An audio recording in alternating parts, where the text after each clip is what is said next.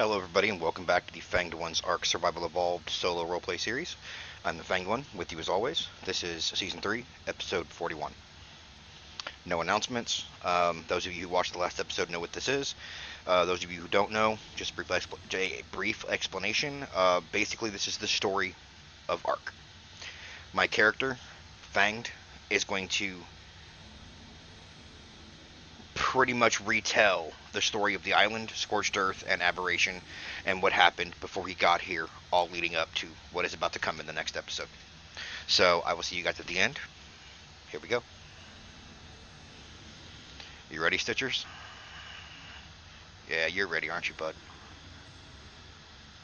For those of you who may come after me, who may find this, I don't know if Helena will try again if I fail, so allow me to tell you what you've missed. What's all led to this moment for you. It began back on another ark, like you're sitting on right now, called the island. Long before I ever woke up. Millennia before I ever woke up. People just like me began to wake up in droves. Thousands of them. And they did what humans do. They made tribes, they made settlements, they banded together. In that chaos, four important people separated themselves from the pack. Gaius Nerva, a man hell-bent on discipline and conquest. Mei Yin, a young woman who trusted no one and chose to make her life out in the wilds. Sir Edmund Rockwell, a scientist who wanted nothing more than to understand the ins and outs of creating elixirs and different things that could help people because he wanted his name to live on forever. And Helena Walker, a scientist much like Rockwell, but instead of trying to worry about making a name for herself, she just wanted to understand what was happening around her. So while Rockwell created elixirs and concoctions, things that could make people breathe underwater, things that could lower their body temperature, things that could raise their body temperature, while he did all of this, Helena was studying the wildlife.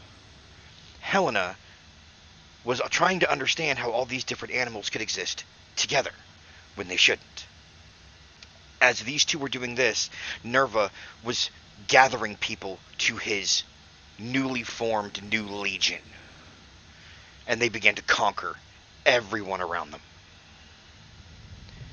While he did that, Mei Yin was living a quiet life. Stitchers, I'm busy right now.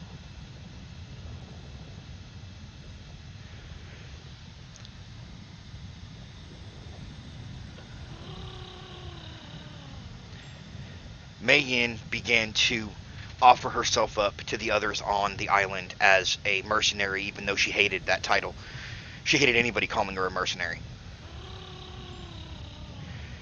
She never thought that's what she was. Gaius continued to conquer and spread. Rockwell began to grow tired. And so his assistant advised that maybe he go on an adventure. On that adventure, he discovered the artifact. A small, palm-shaped metal object made of a metal he had never encountered before. During a visit from Helena, the two discussed the large obelisks that hovered in the sky and how the metal he had found resonated with these obelisks. She continued her exploration and study, and Rockwell turned with almost an obsession to finding the other artifacts on the island and what they did in connection to the obelisks. He turned to the other tribes and found that there were tribes that had found other artifacts, and so, being a superior mind than them, he used them to find the artifacts for him. As this was happening, Nerva and Mei Yin had their first run-in. She was protecting a convoy from his new legion and handed the new legion their first major defeat.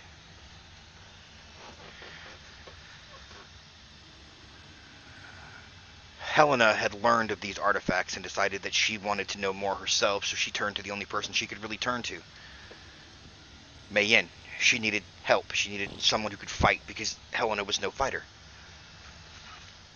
So together, Mei Yin and Helena went to an obelisk with the artifacts that Helena had found, thanks to Rockwell telling her they existed. And together they went into one of the large obelisks and discovered a giant ape inside. Bigger than anything they had ever seen. Bigger even than the giant T-Rexes that roam the island. Together, the two of them vanquished the Gigantopithecus. Or no, sorry, the Megapithecus is what it was. When they came out, they were filled with excitement. They had a strange trophy that they had never seen or heard of before. Helena showed this to Rockwell, and Rockwell became incensed, though he did not tell her. He became incensed and furious that she would betray him like this by adventuring without him, by not including him in her discovery.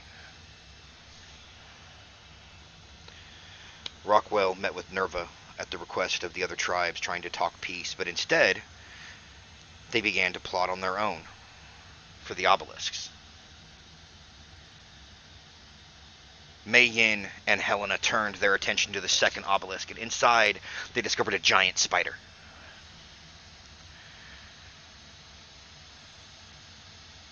And again they were triumphant, receiving a second trophy.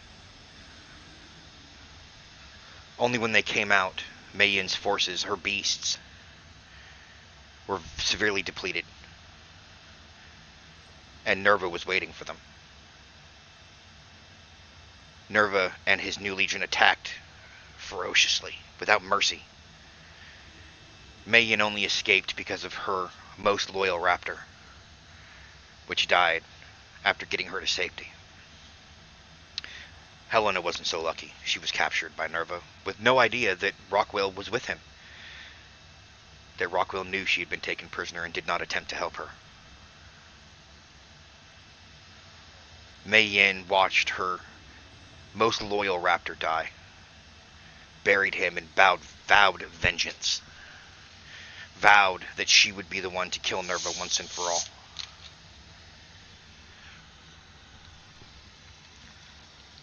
Helena had told Nerva of a pedestal under a strange volcano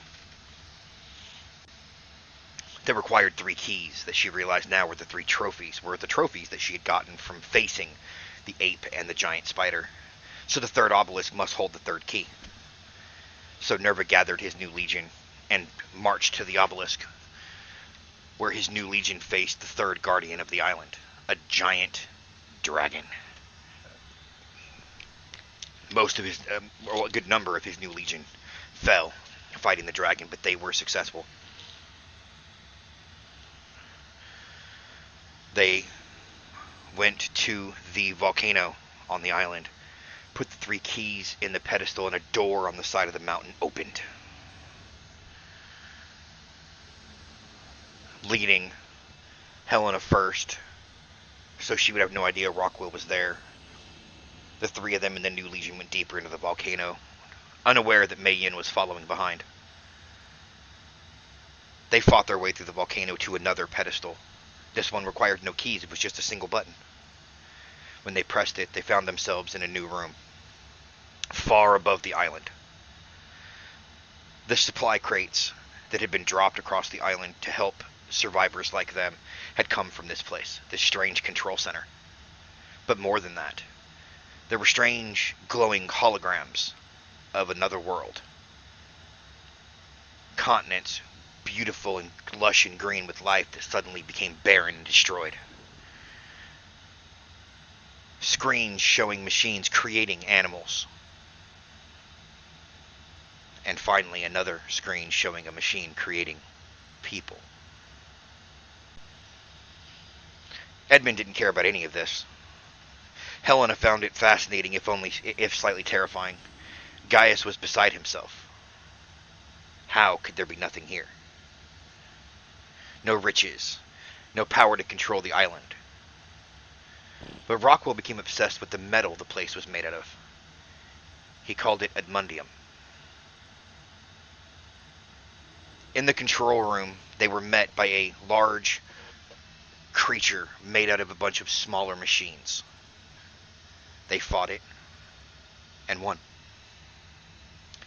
Behind the creature was a control panel that, upon viewing it, showed them countless other arks, just like the one that now sat below them.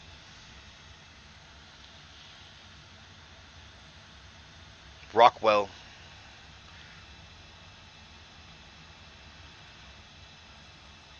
tried to fiddle with the controls and disappeared. At this point, Helena was brought in, but before Nerva could question her, Mei Yin jumped from the shadows, and the two began their final battle, there in the Starlit Sanctuary. Sword and sword clashed, and while Helena tried to stop Mei Yin struck her, knocking her unconscious. When Helena woke, both Mei Yin and Nerva were gone. Only blood on the floor remained. She approached the pedestal as Rockwell had before her, and like Rockwell before her, she just vanished. At the same time this is happening on the island, on another ark, which had been fashioned to look like a searing, scorching desert, another group of people, just like on the island, awoke and began to form civilizations, some robbing others, some trying to band together. And just like on the island, there were two that were more special than all the others. A priestess named Raya, and an outlaw named John Dekea. John was ashamed of his outlaw past, but he went right back to it as soon as he awoke in the desert. It was all he knew, after all. Raya did the same thing. She went back to what she knew and began worshipping the obelisks as gods. Other people began to turn to look at her as a leader because of her kind nature and her great cunning mind. Or, well, not cunning, but her great gentle mind. John Dekea traveled with a band of other like-minded outlaws until he came to the settlement that Raya had spent years creating, that she had called Nosti. And when he walked through the gate, he found himself strangely appalled at what he saw here. Nobody threatened him. Nobody demanded to know where he was. No wanted posters, as he said. He could be whoever he wanted. And at that moment, standing in that place, he realized he did not want to be a conqueror. Unlike Nerva before him, he did not want that anymore. That these people deserved a protector. And so he gunned down his own band of outlaws. Well, those who wouldn't agree to protect Nosti. Those that did sided with him, and they built a life there. He began to toughen Nosti's defenses while at the same time kind of jokingly poking at Raya, calling her princess, because look at her, she was beautiful, she was regal. How could she not be a princess? One day, they noticed that the desert itself had come alive and was beginning to attack them. Mantises, by the dozens, were attacking their settlements. So John Dekea left to go and fight them. Raya found herself worried at this strange man that she had come to call her captain. And then his contingent returned. But when they returned, they were carrying John on a litter. John was gravely wounded. Raya found herself beside herself at her captain's condition, and took to his bedside, tending to his wound, refusing to sleep until John woke up. And it was at that moment that Raya realized, though she was a priestess who had forsaken all intimacy in her life, she loved this man. She loved this man with all she was. And when he awoke, she confessed it to him, only, to her surprise, to find that John felt the same way about her.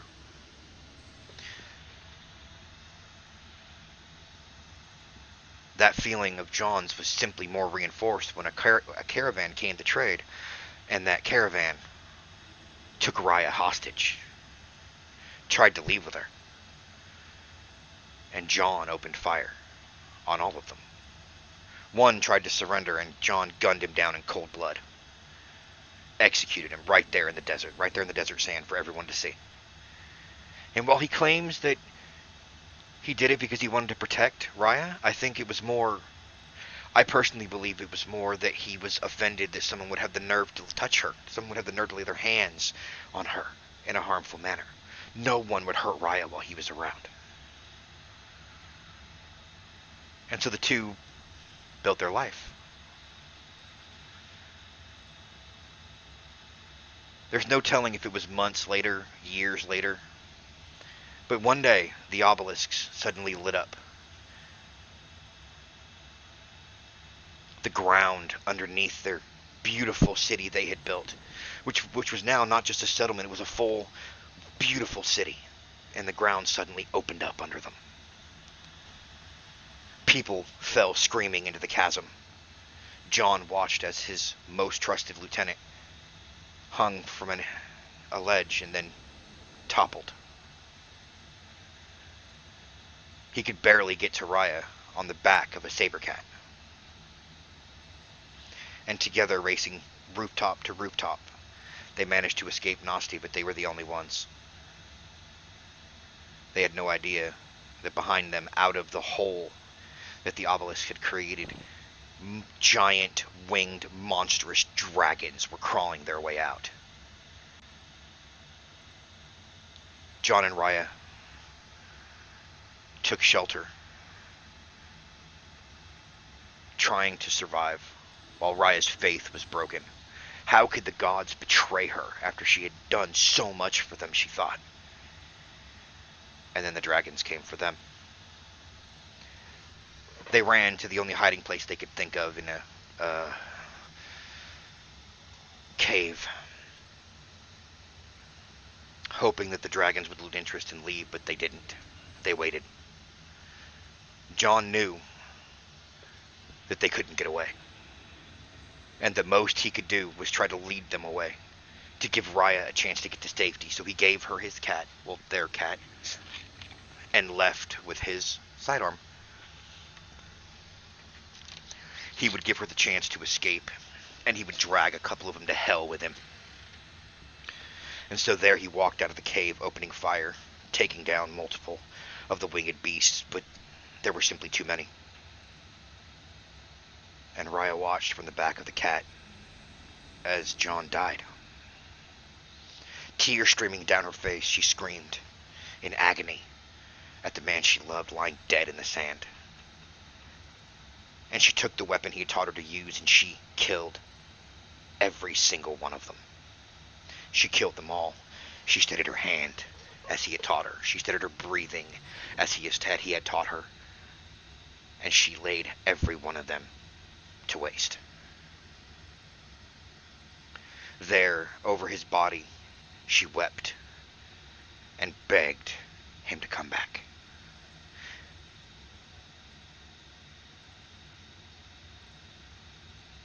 Realizing the gods had taken yet another thing from her, she looked around the broken area and found that the dragons had been breeding there and found eggs. So she built giant bonfires to simulate their mother's heat and hatch the eggs, using milk taken from the dead female wyverns. She hatched the babies, bonded with them, and raised them as an army at her back. Never again, she said, would anything be taken from her. Not by man, not by beast, and not by God. Sometime later, strangely enough, Rockwell and Helena arrive on this same ark in the desert, on separate points in the desert. Rockwell is taken prisoner by one of the surviving tribes, a bloodthirsty, very Nerva-like tribe. But, annoyed at the other prisoners whining because of their injuries, he decided to treat them. And his captors, seeing his medical knowledge, decided to use his medical knowledge to their own advantage. Because the leader's wife was pregnant. He delivered the baby successfully and convinced the leader to give him a position as an advisor.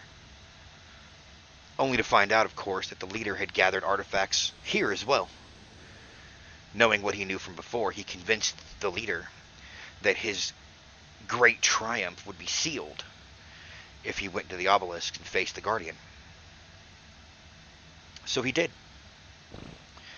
And got some of the Edmundium, as Edmund called it, as a reward, as well as a trophy, leading to another Starlit Sanctuary, no doubt.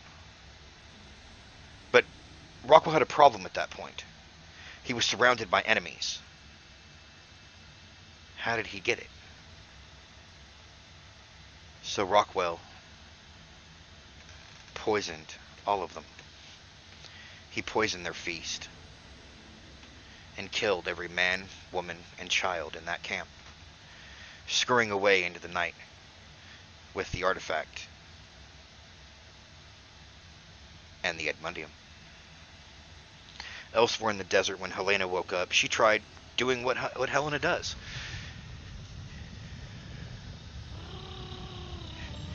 She looked around, studied the wildlife, until she was attacked by mantises, as mantises do. But as she was attacked, an army of dragons appeared over the horizon, swooping over her. And she noticed that one of the dragons actually had a rider. A figure in all black. The figure in all black laid waste to the mantises and then just flew away. Helena decided to track this rider down, and at the top of a mountain she found the dragon horde just waiting. She flopped over the edge, exhausted and panting, only to hear a chuckle from a figure sitting by a fire. A figure dressed all in black. This figure's name was Wali al-Aswad, as she introduced herself. She wasn't friendly to Helena, but she put up with her, and she protected Helena as they went around the island gathering various critters, including a small animal like what you see sitting beside me, my stitchers, that she called Radar. As they were traveling, they found Rockwell in the desert, half dead of dehydration, and took him in.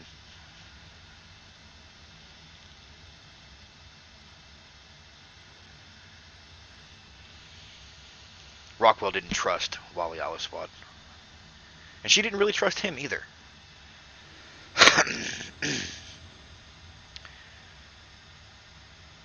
Not much happened to Helena in the desert, other than that.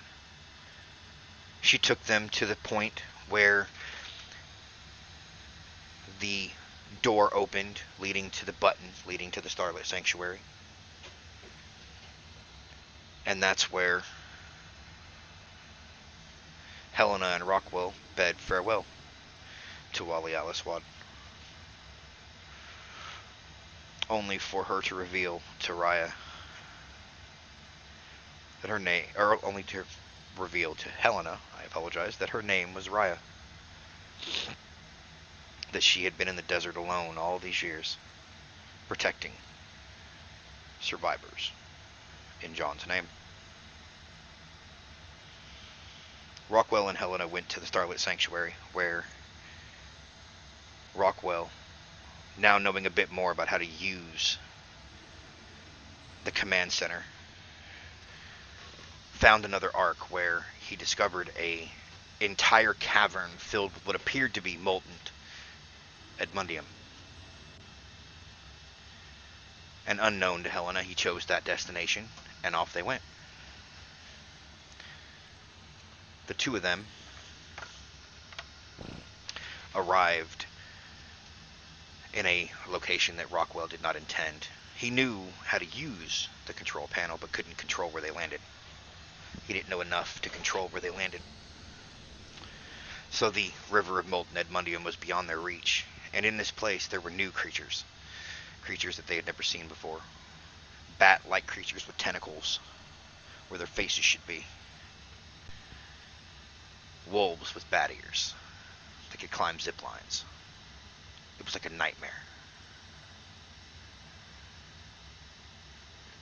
But in this place, a miracle happened. Months before Helena and Rockwell arrived,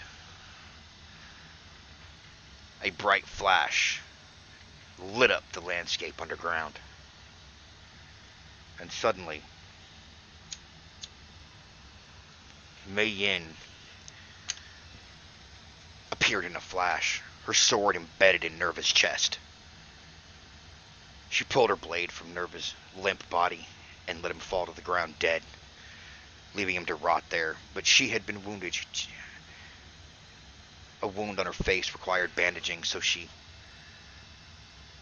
looked for some kind of bandage, only to find that she was on the surface of an ark that had no life. There was nothing here, stone and burnt earth. As she looked up, one of the obelisks had been shattered.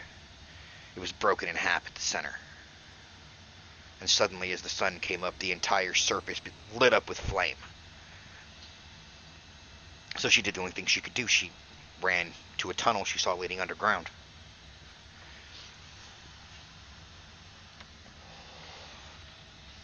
Mei Yin discovered animals here. A small goat with charged light coming out of its horns, and took it as a companion. She brought down one of the bat-eared wolf creatures and watched as a winged, feathered, dragon-like creature descended on a giant crab, ripping it to shreds with talon and tooth. And knew then she had to conquer it. The beast she rode was no raptor, but she was a skilled warrior, and she brought the dragon down with trank arrow after trank arrow. And as it woke up, her newest ally, she was the Beast Queen once more. But at that moment, she realized that she wasn't alone here. There were footprints. And suddenly, even though she was quiet, they were on her. Dozens of people in strange metal armor that seemed to appear just in a flash. And before the fight broke out, one of them lowered their visor, and it was a red-haired woman who introduced herself as Diana. She went back to their camp with them and discovered that they had been, like her and Helena and Rockwell and Raya and John Dekea before them, they had woken up onto this ark, as the others had all the others. But they were from a time long in the future from when the others were. They had access to technology that the others didn't. They did not want to stay here in what they felt was a prison. No idea that they were actually floating hundreds of miles above a planet, contained in an ark. But they simply thought they were held prisoner somewhere, and that their captor was high above them, watching them from a control center. Discovering a signal to send something to it, they designed a bomb to send up to it, transferred the bomb, and suddenly a bomb detonated halfway up the obelisk, destroying the obelisk, ripping it in half. But with the obelisk ripped in half, the shield that protected the ark had suddenly disappeared. Within minutes, the entire surface of the ark began to burn. fire just lighting up the entire horizon, and the survivors having no choice but to retreat underground. One of the survivors, Santiago, had begun to design a plan to get them all off this ark, that he had discovered a signal much further away than all the others, and that he could get to it if he designed a gate big enough to focus the energy of the obelisks. So while they worked on that, Mei Yin studied them. She felt out of place, of course, but she formed a strange bond, a friendship with Diana. Diana wouldn't let her leave even though she wanted to until she tried one of their pieces of armor. And to Mei Yin's surprise, the armor, it'd been like she'd been waiting for it her whole life. Like she had never been born until she tried that armor on for the first time. So Mei Yin decided to stay. It was during one of the travels in this armor that Mei Yin found Rockwell and Helena. There was a tense reunion with Helena. Mei Yin had thought once that she had had a friend before, but that she couldn't actually consider them a friend considering she had struck them. She didn't think that Helena actually cared about her, not after what she had done to her. Only to find out she was wrong. Helena was very happy and excited to see her, to know she had survived. Back at the camp, Edmund was shocked at the scientists from the future who had no understanding of what Edmundium was truly capable of in his eyes. Or element, as they called it. The Edmundium element had begun singing to Edmund. The closer he got to large quantities of it, the louder the singing was. He convinced Diana to allow him to take an expedition with the other scientists down deep into the caverns where rivers of molten element flowed. It was dangerous. They had ventured down there before only to be assaulted by giant, monstrous, ferocious, ugly beasts that they called reapers. But they ventured down. Edmund designed holding units to hold the molten element, and came back with it. Upon testing it on one of the small animals that the other survivors kept as pets on their shoulder, it changed the animal into a giant, ferocious, monstrous creature, which Diana immediately put down because of how dangerous it was. Of course, Edmund hated her for this. No one would ever question him. He was the great Edmund Rockwell.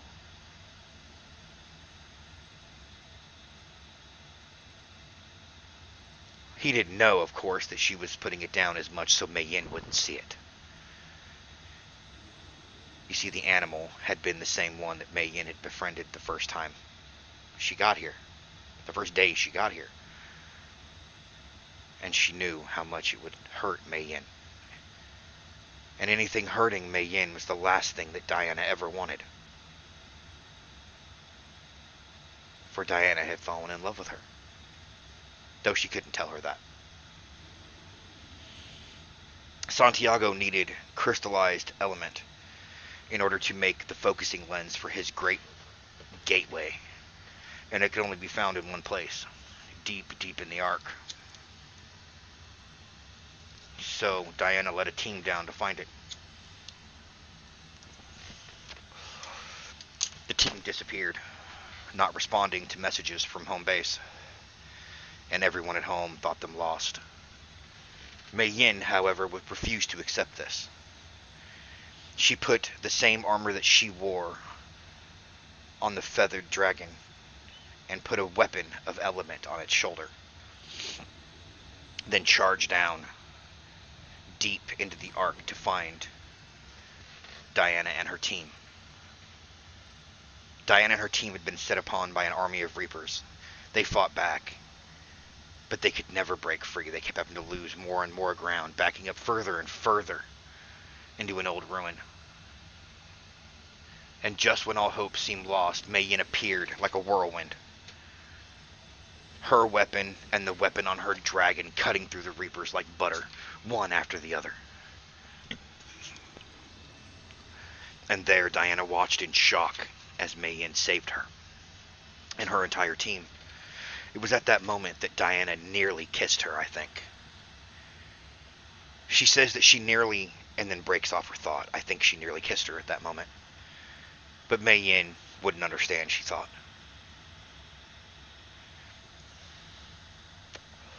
They all get back to camp. And Edmund has been, of course, working on more studies of the element. Designing new technologies with the element that the people didn't think were possible. But he was a brilliant scientific mind, after all. Santiago, one of the other survivors with Diana, decided to go up into the control center with Helena, Diana, and Mei Yin. Sorry, just Helena and Mei Yin. To retrieve the last piece of his gateway project. So the three of them departed for the control center. While they were gone, Edmund had come to the realization that he had been doing things all wrong. He couldn't inject the Edmundium directly into the veins. However, if he were to draw out his own blood, mix the element with his blood, and inject the mixture of element and blood back into him, that could be the key. And so he used himself as a test subject. Immediately his arm began to mutate. And of course he tourniqueted it at the shoulder to keep the reaction to his arm. But he could only hide that for so long. While Edmund was doing this, Mei Yin, Helena, and Santiago reached the control center. Santiago went to work while Helena investigated what she was seeing around her and found that her suspicions from the island had been confirmed. She found thousands of tanks, but instead of animals in the tanks, it was people. Fully grown adults. Not the same one, all different. And she came to realize that every one of them had been created this way, including her. That her memories had been created, and it sent her into a melancholy. She stopped drawing, or well, she considered her drawings to be pointless. She'd always considered her drawings to be a form of self-expression, but is it really self-expression if you're just doing something that you were programmed to do, she wondered.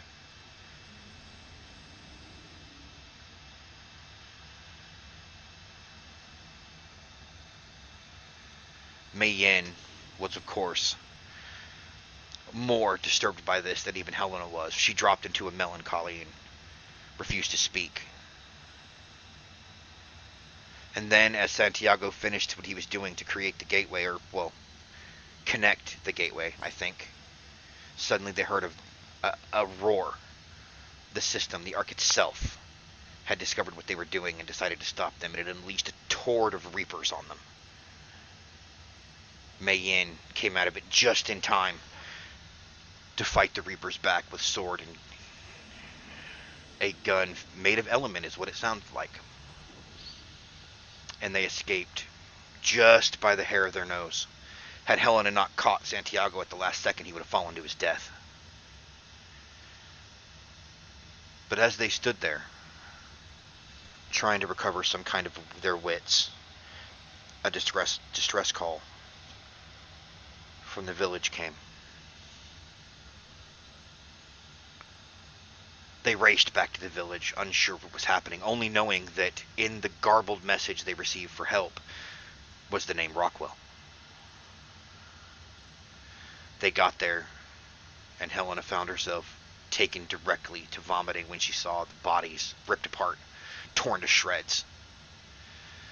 All the buildings were destroyed, a smoking ruin left in the wake of all she could see was a purple creature disappearing deeper into the caves. What they had missed was Edmund untying the tourniquet and injecting more of the blood element mixture into himself, and his body ripping and tearing, replacing itself with a giant monstrosity of a creature. He called it ascending. He called it godhood.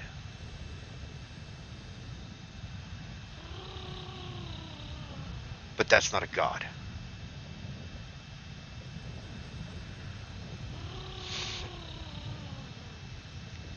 The first person to his lab after the destruction of his lab was, of course, Diana.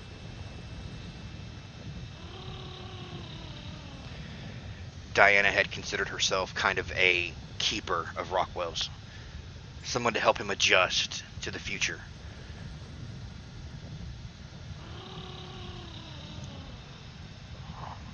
Rockwell, of course, saw this as her thinking she was his jailer, but Diana thought nothing of the sort. Rockwell, of course, blamed her for destroying the first creature he had created, so when he saw her, he turned his eyes on her and knew what must be done, knew what he had to do to her as punishment for what she had done. And Rockwell struck her down before unleashing himself on the rest of the village. As he escaped into the caverns, Mei Yin found Diana dying in the rubble. A necklace that Diana had made her hanging around Mei Yin's neck. The last thing that Mei Yin said before she died was the name of the monster that had done this, Edmund Rockwell. Mei Yin, of course, immediately fell into a despair, screaming and begging Diana not to leave. For what Diana didn't realize is that Mei Yin had fallen in love with her too. And now, the first real chance at a home Mei Yin had been ripped away. So as Santiago and Helena tried to put the pieces together of the civilization that Santiago had helped build, Mei Yin gathered every weapon she could find, draped herself in Diana's armor.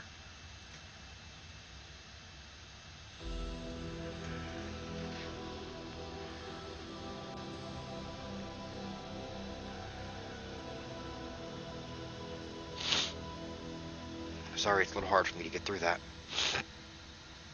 Draped herself in Diana's armor, mounted her dragon, and took off after Rockwell. Helena, of course, felt to blame for this. She was the one that brought Rockwell here. So she gave chase.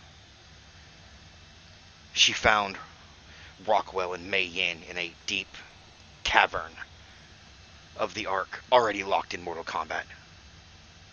Mei Yin hitting him with round after round after round, and Rockwell and his newly formed tentacles slashing out at her.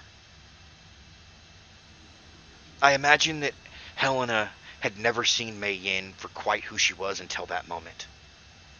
The warrior that Diana had always seen, and that Diana had valued so much. She had seen Mei Yin that way for the first time, I think, right at that moment. Here was Mei Yin going one-on-one with this monstrous beast and holding her own.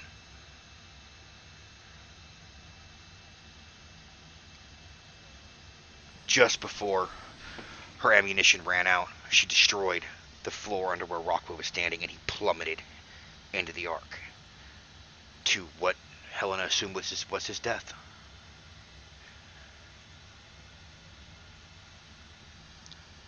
It's then described Mei Yin and Helena going back to the village with just the two of them, so I imagine Rockwell killed her feathered dragon. Yet another thing that Rockwell had taken from her.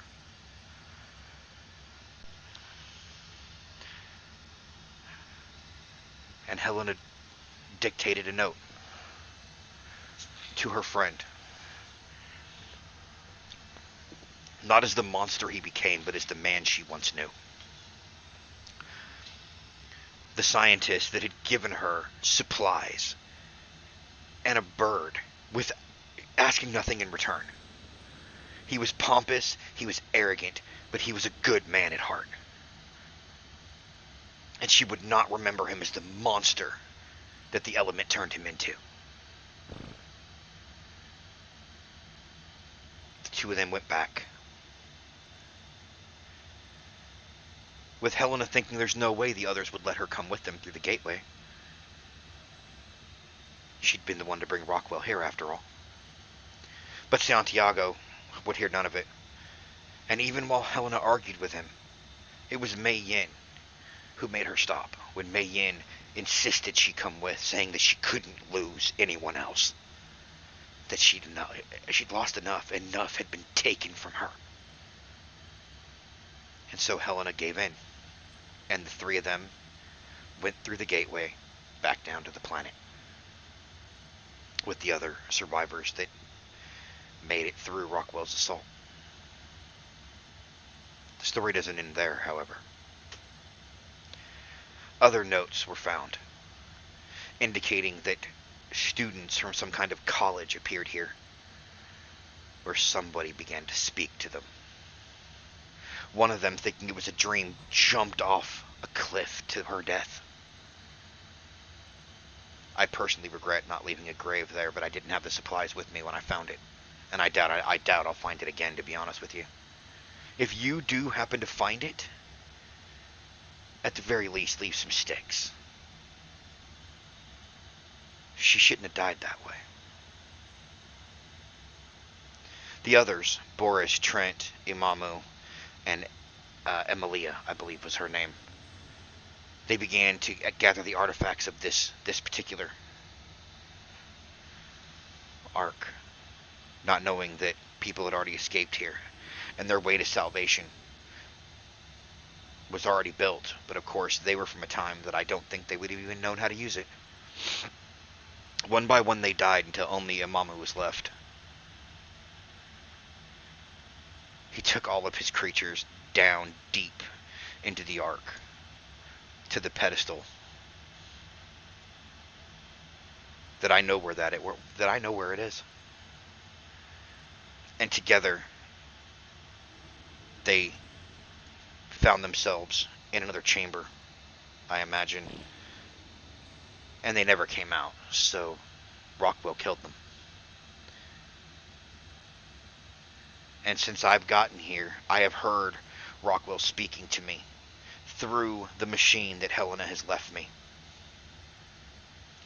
Helena is also alive somehow, and I don't understand how. But she's speaking to me through coded messages through the system itself.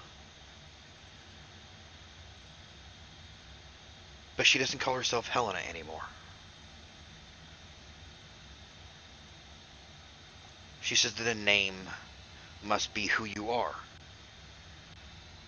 And she's the one who waits. She waits for me. Or maybe for you. Maybe I'm just a prototype, and the one she actually needs is going to come after me. So if that is you, if you are the one that she's waiting for, and you find this message, understand, Rockwell is here, and Rockwell is alive. Build every weapon you can, every round of ammunition you can, grab the strongest animals you have here, and deep, deep in the irradiated zone, far down into this Ark, where the rivers of element flow, you will find a pedestal hidden away. Take the artifacts to it, and if I do not make it, end him. The things that Rockwell has done, he does not deserve mercy. He does not deserve hesitation. For me, for Helena, for Mei Yin, and for Diana, stop him.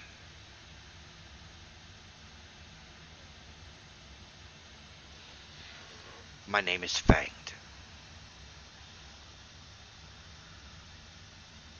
And I hope that no one finds this, because I do what needs to be done.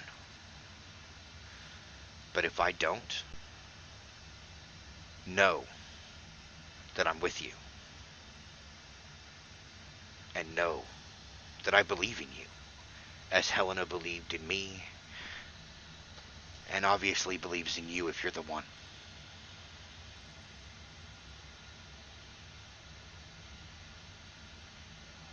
Over and out.